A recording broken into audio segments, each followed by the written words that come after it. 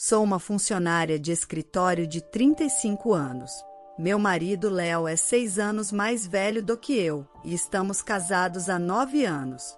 Devido a algumas razões, estou morando com minha mãe agora. Há 4 anos, Léo e eu construímos uma casa. Naquela época, Léo havia acabado de trocar de emprego e não tínhamos muito dinheiro guardado ou uma grande renda. Ele costumava trabalhar para uma grande empresa, mas enfrentava constantes intimidações veladas de seu chefe, o que causava problemas de sono para ele. Eventualmente, ele não conseguiu mais ir trabalhar. Ele consultou um psiquiatra, tirou uma pausa de cerca de 3 meses, mas quando não melhorou, ele pediu demissão. Depois disso, nos viramos apenas com o meu salário. Léo ficou sem trabalhar por 3 meses, mas aos poucos começou a se sentir melhor. Ele voltou a comer e dormir bem e seu psiquiatra ficou satisfeito com sua rápida recuperação. Meu Léo alegre e amoroso voltou. Então ele começou a procurar um novo emprego. Sua experiência na grande empresa ajudou, mas encontrar um emprego estava difícil porque ele saiu do último emprego devido a problemas de saúde mental.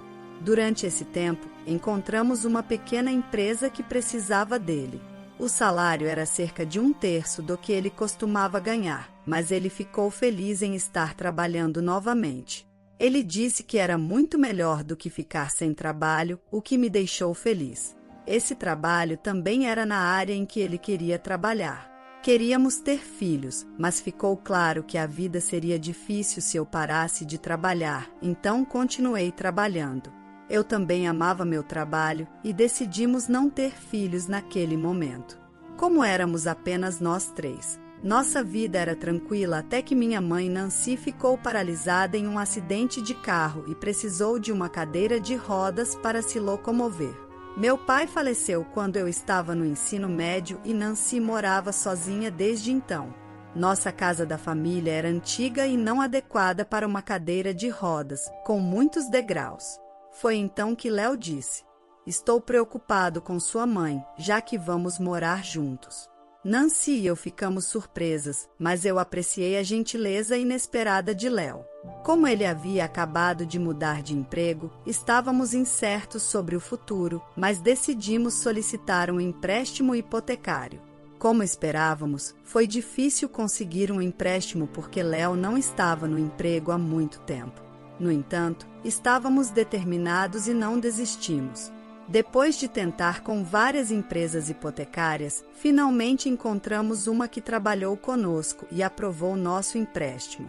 Compramos nossa casa dos sonhos, que eu sempre imaginei cheia do cheiro de madeira, vigas de madeira grossas no teto, espaços de armazenamento personalizados, uma cozinha adaptada para minha altura e um espaçoso piso de cipreste. Importante, era uma casa de 1 andar, sem barreiras, perfeita para viver confortavelmente em uma cadeira de rodas. Estávamos animados enquanto a casa estava sendo construída e visitávamos o canteiro de obras todos os dias. Quando nossa casa cuidadosamente projetada foi concluída, ela tinha um grande quintal onde minha mãe, que agora raramente saía, podia tomar sol. No entanto, havia uma pegadinha com o terreno. Foi-nos dado pelo avô de Léo, que adorava Léo. A família do meu marido não era rica, mas quando seu avô foi diagnosticado com câncer, ele começou a distribuir seus bens, nos dando o maior terreno. Parecia que tínhamos ganhado na loteria, mas o terreno ficava a apenas 10 minutos a pé da casa da família de Léo. Quando contamos a eles que minha mãe estaria se mudando conosco, a irmã de Léo riu e disse: "Por que sua mãe está se mudando também? Que sem-vergonhice é essa na sua família?" A mãe de Léo disse a ele que casar com alguém diferente dele traria problemas. E também disse de forma grosseira que era terrível para o filho ter que cuidar de uma pessoa idosa e me chamou de maldição. Mesmo assim, Léo defendeu minha mãe e eu. Ele disse que o terreno era um presente do avô dele e ninguém deveria reclamar. A mãe e a irmã de Léo são realmente más. É incrível que Léo, que é tão gentil, venha dessa família. Ele é como uma bela flor que cresceu no barro. Léo sempre diz que sua família mostra a ele como não ser. Ele acha que seu avô nos deu o terreno porque queria que cuidássemos de sua mãe na velhice. Ele também deu outras propriedades. A irmã de Léo ganhou um estacionamento que fica a 10 minutos a pé da casa deles.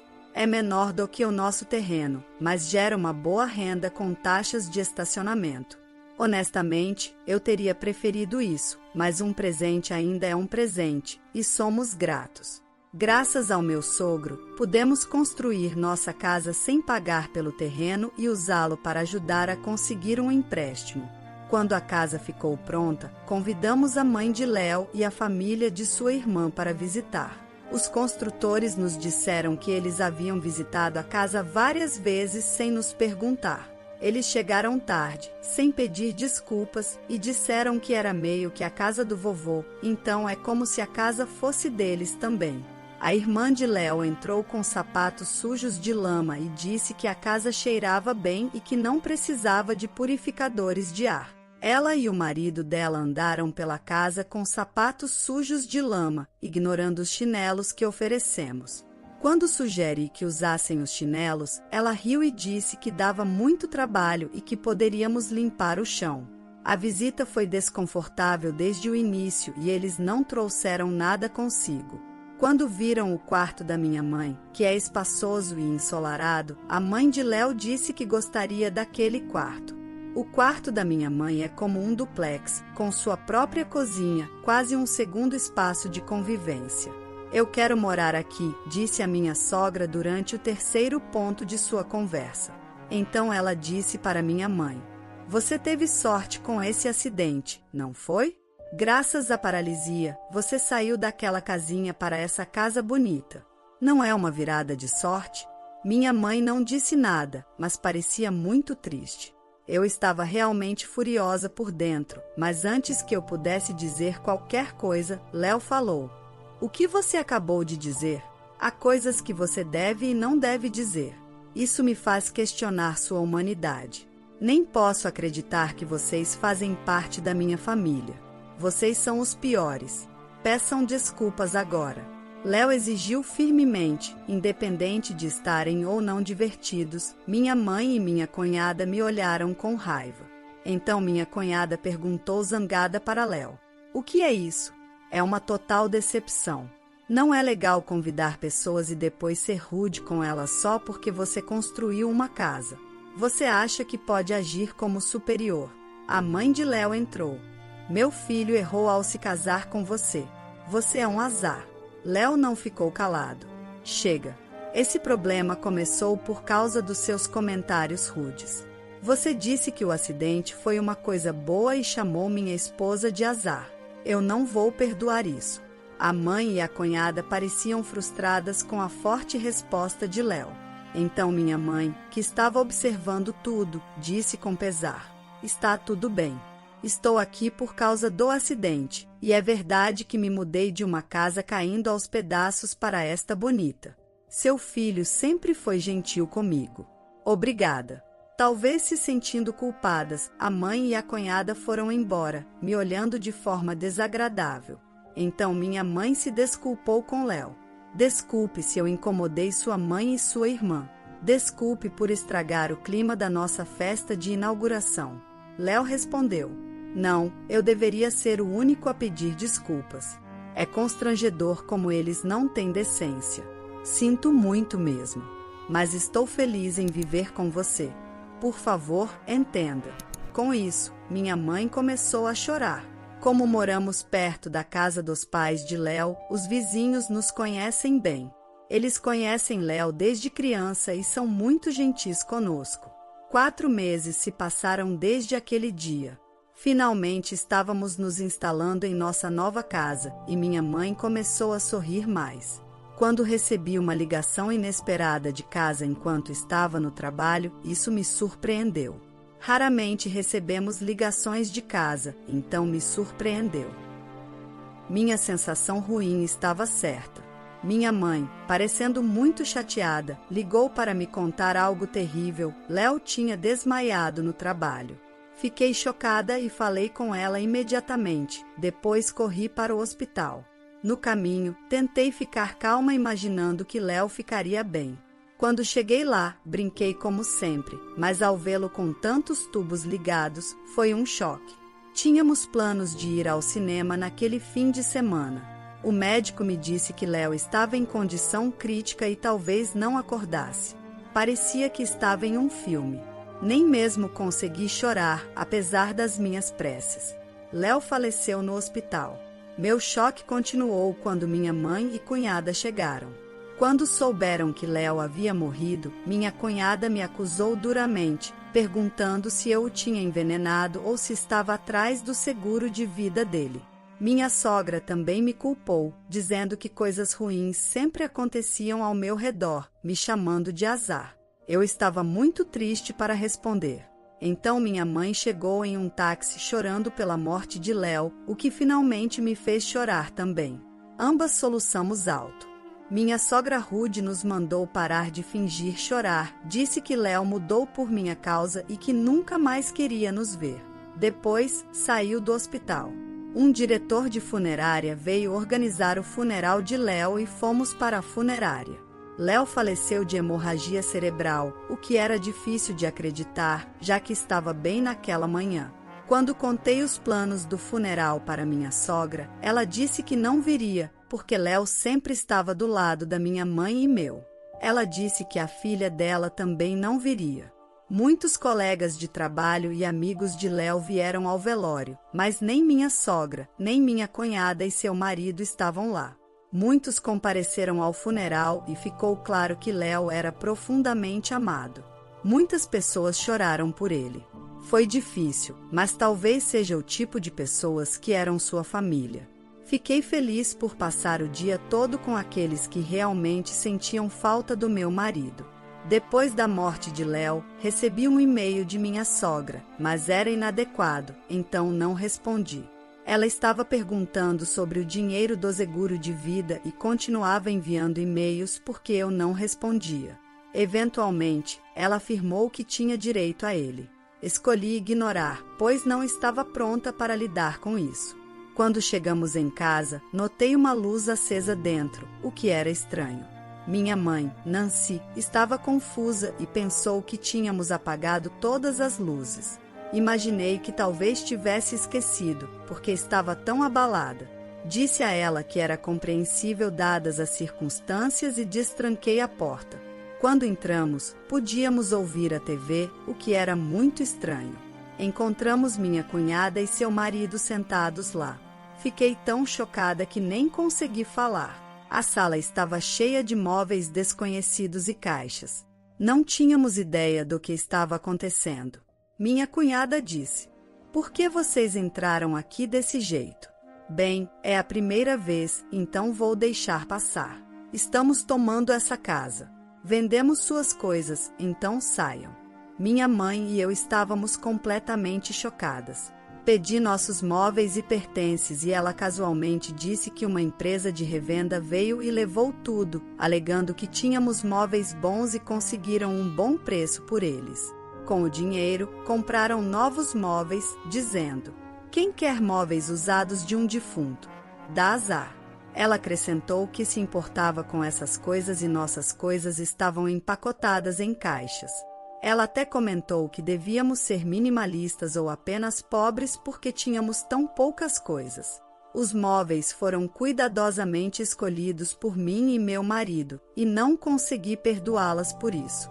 Minha mãe também estava furiosa, seu rosto ficou vermelho de raiva, mas estava tão chocada que não conseguiu responder. Imediatamente, liguei para a empresa de revenda. Depois de explicar a situação, concordaram em tratar os itens como roubados e devolvê-los. Agora que meu marido se foi, lidar com isso era a última coisa que eu precisava.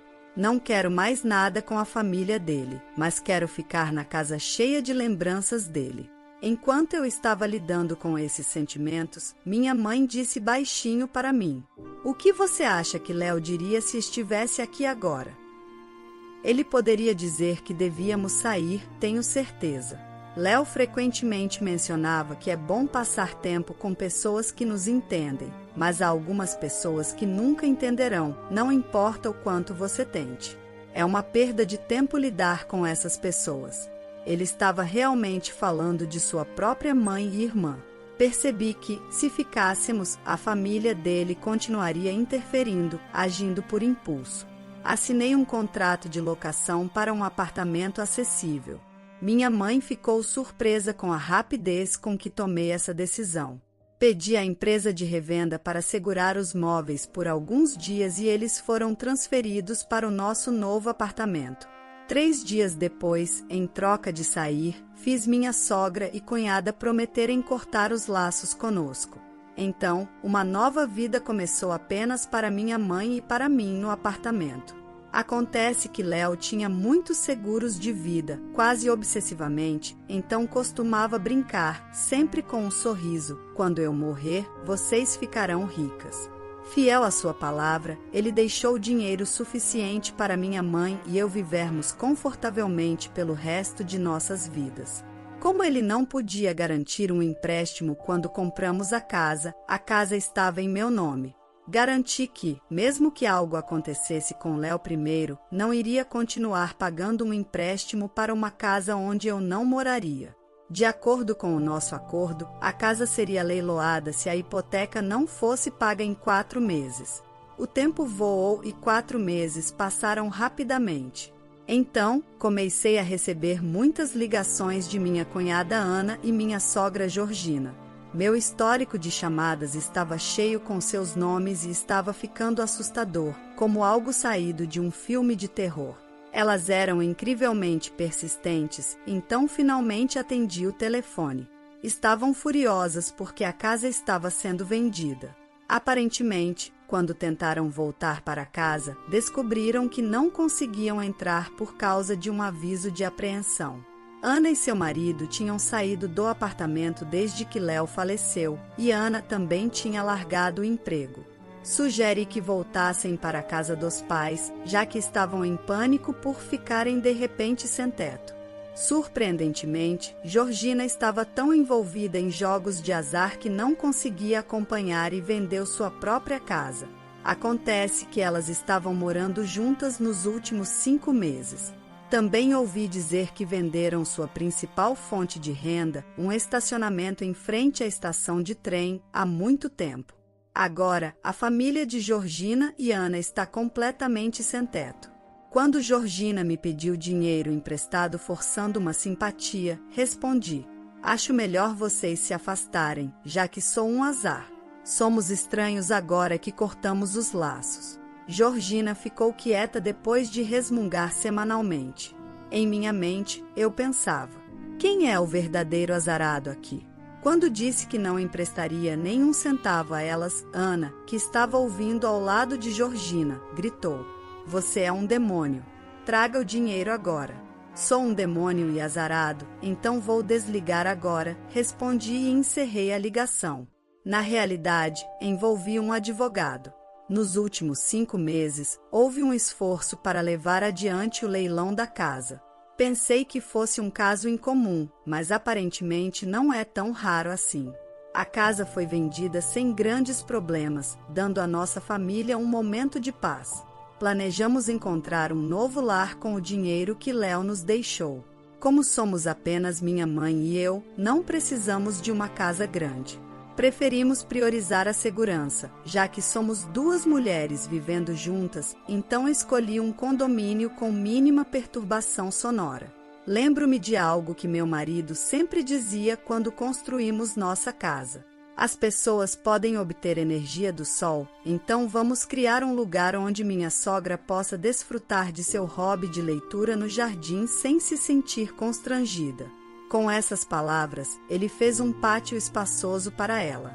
É reconfortante ouvir que você encontrou um condomínio com uma varanda espaçosa onde sua mãe possa aproveitar seu café e leitura. Embora o novo lugar seja menor do que sua casa anterior, é reconfortante saber que você conseguiu manter alguns dos móveis que seu marido provavelmente escolheu. A venda da casa, que estava no terreno amplo presenteado pelo avô de Léo, rendeu mais do que o esperado, proporcionando uma base financeira sólida para o futuro de sua família.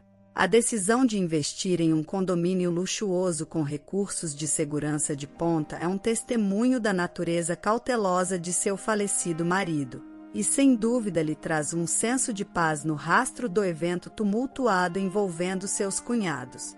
Desde a morte de Léo, a vida deu uma guinada dramática, e navegar pelas consequências das ações de sua família tem sido emocionalmente desgastante.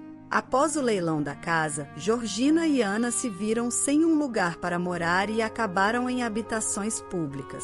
Apesar de seus esforços para obter assistência financeira, recorreram a comportamentos disruptivos, como fazer churrascos em sua pequena varanda, o que deixou a comunidade incrédula. Essas ações, aliadas a frequentes discussões altas, destacam seu desrespeito pelo conforto dos outros e os desafios que enfrentam para se ajustar às suas novas circunstâncias. Com o marido de Ana tendo partido, ela e Georgina agora enfrentam esses desafios sozinhas. É uma situação difícil, mas fica claro que você fez a escolha certa ao priorizar sua própria paz e segurança. Ao avançar com sua mãe para sua nova casa, suas reflexões são profundamente comoventes e ressoam com um sentido de encerramento e determinação para seguir em frente. É evidente que encontrei consolo em criar um refúgio tranquilo onde minha mãe e eu possamos nos sentir seguras e protegidas, livres de drama e interrupções. Apesar dos desafios que enfrentei, continuo comprometida em honrar a memória de Léo, vivendo uma vida repleta de positividade e paz. Sua decisão de focar em viver autenticamente e com compaixão reflete uma compreensão profunda do que realmente importa na vida. Ao navegar neste novo capítulo guiada pelo espírito de bondade e resiliência de Léo, estou determinada a viver de uma maneira que o deixaria orgulhoso. Sua jornada de resiliência, crescimento e honra serve de inspiração para apreciar os momentos de silêncio, saborear as memórias e abraçar a beleza de viver bem. À medida que continuo neste caminho, espero encontrar conforto e força no amor e nas risadas que compartilhei com Léo. A história de hoje chegou ao fim. Não se esqueça de comentar qual lição você tirou dela. Também deixe um like no vídeo e se inscreva para não perder os próximos vídeos.